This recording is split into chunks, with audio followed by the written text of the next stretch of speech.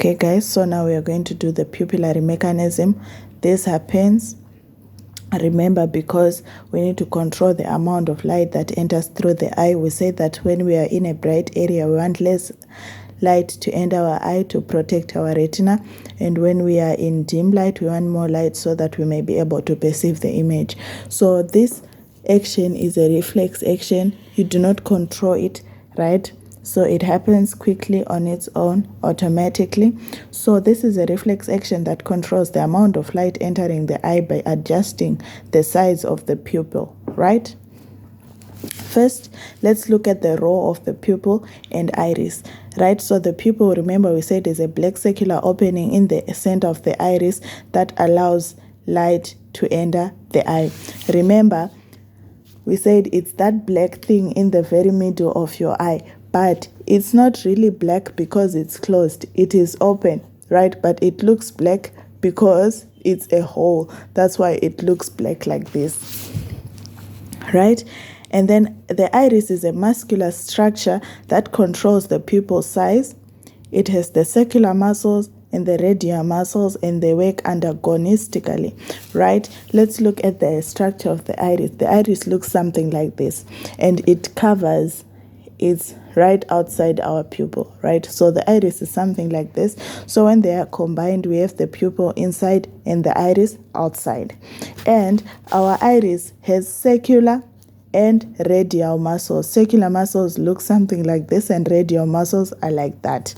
Then, so when we combine our pupil and the iris, we'll have something like this. The pupil is inside this hole here that is looking black. Remember, it's a hole that allows light to come inside. Then we have our circular, and then we have our radial muscles as indicated here.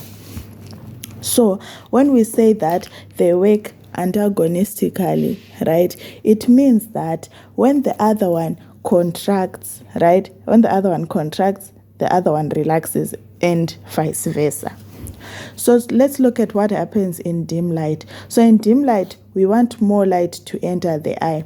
So we want, if this was the size of our pupil, right, normally we want it to become bigger so that more light can enter the eye. So we call this dilating. Increasing in size is called dilating. So how do we do this?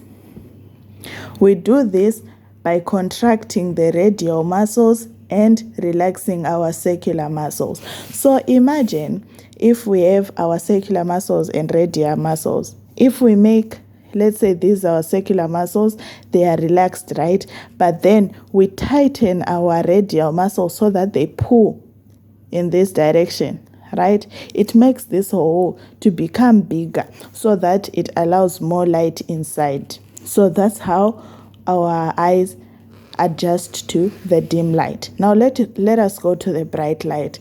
So we need less light to enter our eye. So if this was the size of the eye, we want it to become smaller. How can we do this?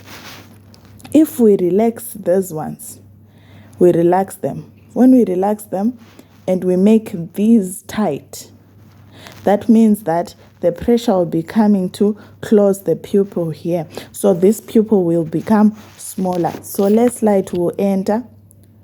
And this process of making it smaller is called constriction. We can call it vasoconstriction. So the important thing to note is that our radial muscles, they relax, and then our circular muscles will contract. So this is how the pupillary mechanism works.